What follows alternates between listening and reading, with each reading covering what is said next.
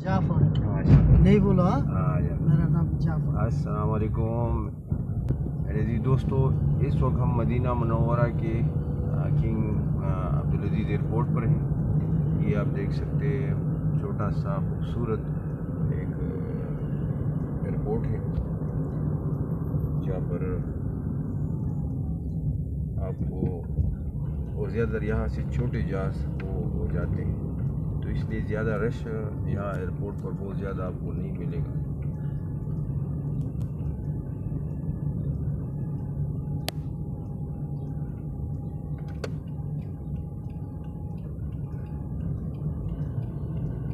ये है प्रिंस मोहम्मद बिन अब्दुल अजीज़ international airport.